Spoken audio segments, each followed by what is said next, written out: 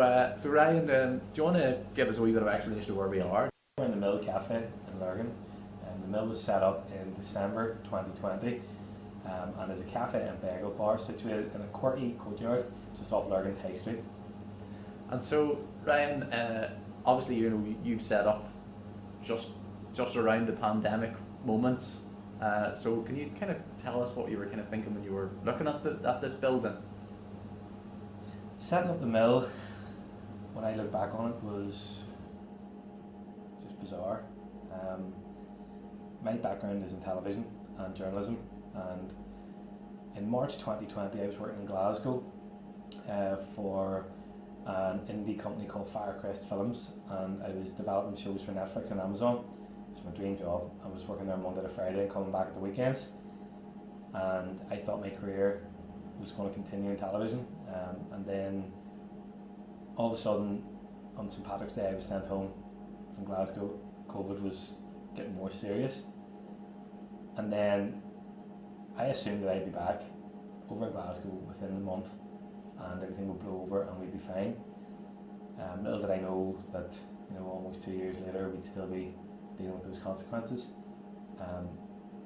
But just after the pandemic struck, like many people, I was furloughed, and I was furloughed until July of 2020. But within that time, my mum passed away at 57 years of age suddenly at the end of May. So 2 months into the pandemic, my mum died, and I had another couple of weeks of furlough left, and then disaster kind of struck. I was getting married in October 2020. I had no job. I just lost my mum, and the horizon was really bleak for the television industry.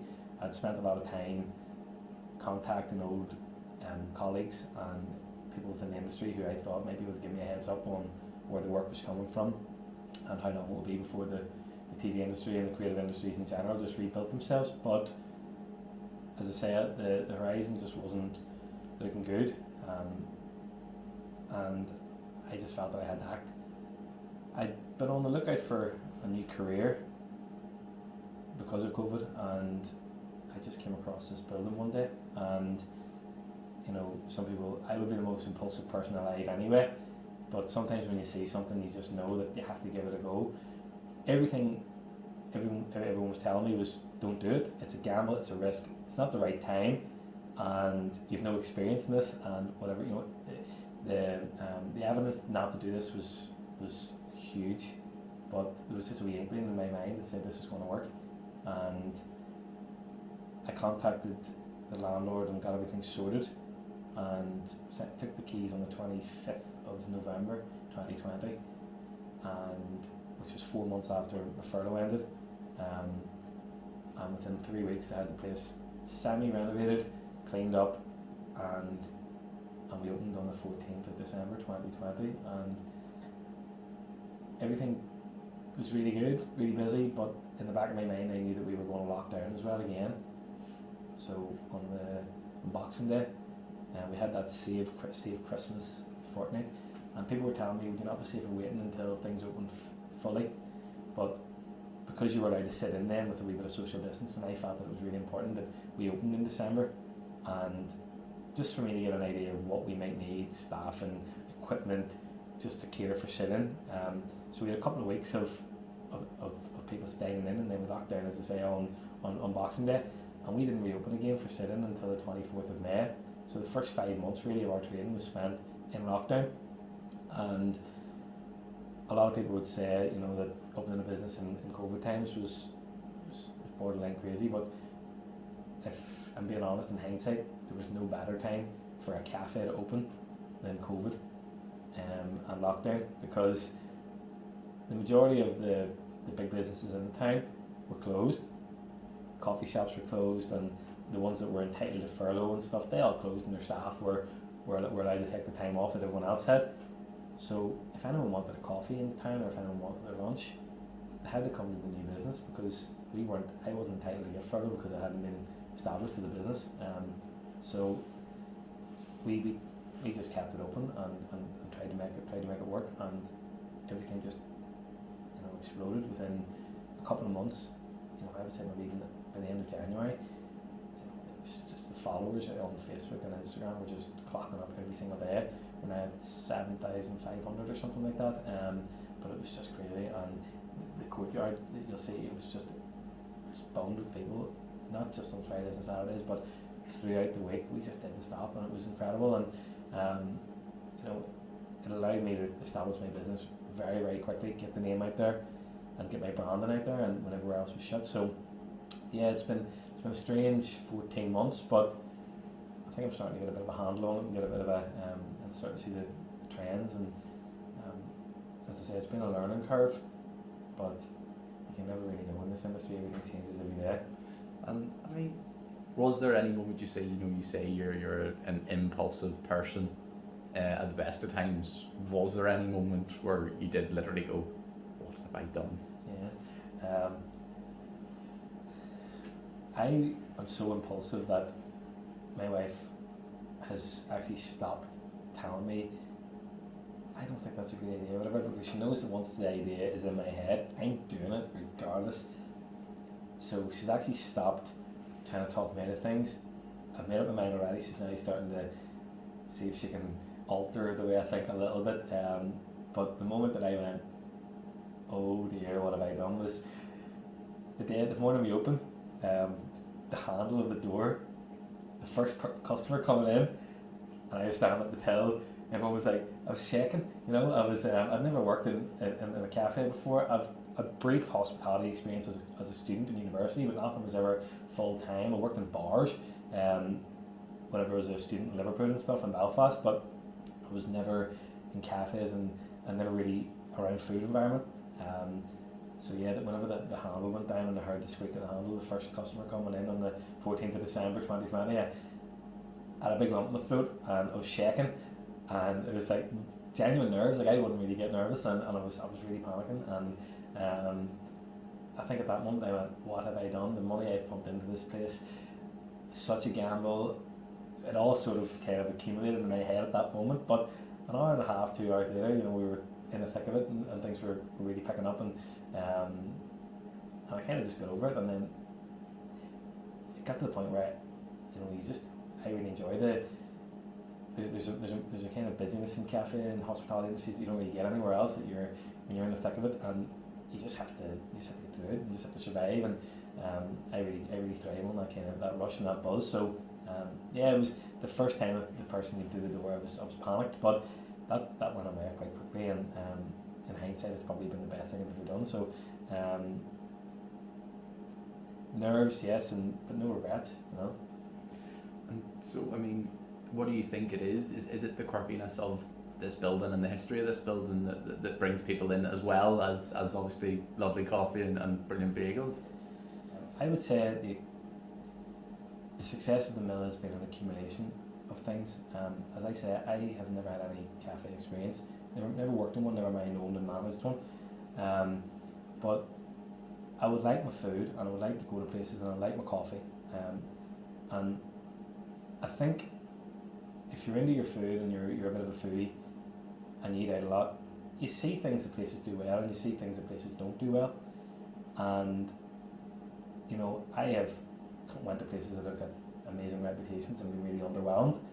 And I think if there's 4 legs to the stool, and I think if you can keep all these legs sturdy, you'll have a successful business no matter what. The first one is good food. People will do anything for good food. They'll travel anywhere for good food. Good coffee as well. This has become a thing over the last maybe 6 or 7 years. Good coffee used to be something that was confined to cities and maybe somewhere in Europe, maybe Dublin or Belfast as well, you know, where population existed. But you can get good coffee anywhere now, and it's only grown. You know, I think you know, it is obviously the most drank drink in the world, but it's become a bit of a culture thing. It's kind of being seen the coffee cup is now part of society. So good food, good coffee, great customer service. I mean, even if your food isn't up to scratch, people will generally give you a bite ball if they think that you've went the extra mile. You've been really nice to them. And the last one is a quirky or kind of magical relocation. And I think whenever I seen this building, I thought the other three I can do myself. This one, the building, is just incredible. It's so unique. It's off the beaten path in Lurgan. It's down a courtyard. So many people in the town never even knew this wee place existed, myself included, until I seen it. So whenever I noticed it and I thought you could do something in there, I went in and I looked at the size of it. I thought the only thing really that we can do is bagels. The kitchen was so small that I couldn't have a big industrial kitchen, you know. So I had to keep the menu really sharp and really concise. And bagels allows us to do that. They're also really lovely. You know, the bagels are incredible, but they're also healthy. And the way I present them, and we have like a foil packaging that's really shiny with a wee sticker with our logo on it. We used to go into a box with tortilla chips on the side. I think all the packaging in the market and stuff, everything was really good. But yeah, the success could be put down to those things. Great food, great coffee, great customer service, and a location that people still talk about. Whenever they come down here, they're always saying, "I can't wait till the summertime so we can sit out there and have a coffee." Obviously the weather in Lurgan doesn't really permit me to take full use of it all year round, but we have the decking area, and you can sit out there for a coffee with heaters and stuff, and you can still enjoy it. But the summertime's really what I'm looking forward to. There's just something about it, and I think this will be our second summer, but our first real summer, because obviously with the COVID closures and stuff last year, we weren't really getting on our feet until maybe now. So yeah, I'm really looking forward to it, and yeah, the Mill's success can be put down to those things, I think. And so have you had many people that have just stumbled across the place, maybe not even noticed you on Facebook or Instagram or anything, and have just found this, what they think is a little gem, but more people know about it than they even do? Yeah, a lot of people would come in and they'd take a coffee, and the first thing they would say when they bring the coffee down is, "We never even knew about this wee place." And the thing that catches their eye is the lights in the courtyard. You know, if they're walking past the alleyway, the lights catch their eye, and I think it kind of piques their interest, and they take a wee nosy down, as many people, women in Lurgan do, and men as well. And when they see the building and they see that there's coffee on the sign and stuff, they can't help but come in. It has just got that wee magical feel about it, and it's, as I say, it probably has the same impact on other people that it had on me the first time I seen it, and you can't help it but bring yourself in. And yeah, I think the photos and stuff as well I would put online would entice people from other areas to you know, I must go down there for a coffee, it looks really special. So yeah, I think I owe a lot to the actual building itself. And so, we were speaking before, you have plenty of plans for the future as well for the business, and it does have that ability to grow as well. I think whenever I was setting up the mill, you know, a lot of people pick names that are personal to them, and you know, they pick menus that are kind of wide and varied. But I personally felt that if this business was to grow, and that's what I wanted to do, you know, I don't want to settle for this. I think something that could be franchisable is my business. It's simple. It's a fact of, if I dropped one of these into every town in Northern Ireland, I'm convinced that they would do the same sort of trade. And the possibilities are endless, you know. I could also have a catering trailer and a cart and take it on the road, concerts, you know, events. That might be a couple of years down the line. For now, I'm going to focus on really getting this building finished and get it up to scratch, and then I'll take it from there. But yeah, there's endless potential with it, and the simplicity of the menu and the simplicity of how we actually make the stuff means that it can be replicated anywhere. I have ambitions to grow it, you know, to a certain point. I don't want to, you know, to take on more. I don't bite off more than I can chew. But yeah, I think my personality type would be that if I wouldn't get into this if I thought that this was just going to be it. You know, I constantly want to keep adding to it. Kind of build a real legacy from it as well. Something that I can obviously pass down to family and children as well. But just something to keep me really interested and keep growing. I can't sit still. Particularly since my mum died, you know, I think that had a massive impact on my habits, and the thing that I'm doing now is just be a lot busier, you know, just from keep the mind ticking over and stuff. But I think the success of the mill is also attributed to that. I think when my mum passed away, this was my driving force. This place took up every minute of my time. There was times when my wife was phoning me at 2 o'clock in the morning and she was saying, "Where are you?" And we finished serving at 3 o'clock that day. So 11 hours had passed and I was still in here while I was cleaning or getting something else sorted or building something or trying to make an improvement. I just did this place devoured all my spare time, and as I say, that is a large part of why it was successful, because I invested so much into it, and I will do that and I'll continue to do that. It's in my nature, but I think you reap what you sow, and hard work does pay off. And you throw a newborn into the middle of all that as well. Yeah, it's busy, but I must give my wife a lot of credit. She is amazing. She deals with Emily, and I take a couple of days off at the start of the week, and it allows me to spend time with her. But generally, once I start working at the beginning on a Wednesday, that's me, and time with the child is limited. So it's really important that I take a couple of days off in the beginning part of the week, because I don't want to miss her growing up either. But yeah, I don't do things by halves. I got married in October 2020, opened the mill December 2020. Emily was born in November. I'm getting the kitchen renovated here at the minute, and throughout the entire business year of last year, like some of the things we've added onto this place would be the decking, new windows, the awning, the gas, new counters, new kitchen. There's always something going on here, and I think every time I open my mouth, my wife kind of slaps herself in the face and says, like, "Not again," it's just endless. It's she always says to me, she said to me last week, "You said that when you got that done, that was you finished." And I just looked at her and I said, "But I'll be finished after I do this bit." It's it never ends. People did say it to me as well. Once you start your own business, it consumes all of your time, and I never actually quite knew what they meant until then. You don't take a break; it's all you think about. But as I say, we're doing quite well, so I'll not change too much. And I suppose that the decor is that all your choice then? Yeah, the decor is something that I want to keep adding to. I've been to loads of places across the world, and I think anywhere that has loads of photographs and kind of quirky images, it draws people's attention. And a lot of people that come in here just spend their time looking at the walls and trying to work out what interests me, and who are these guys, and maybe they don't know who some of the photographs are, whether it's Bob Dylan or Bruce Springsteen or Stevie Nicks or something like that. So, or even Maradona.